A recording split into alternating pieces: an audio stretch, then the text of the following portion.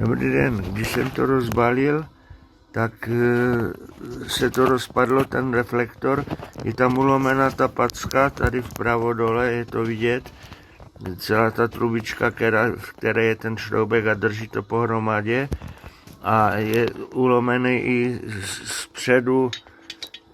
ten kryt, co drží tu čočku, takže tam by šla voda do toho. Já to zkusím ukázat i tady na tom druhém dílu,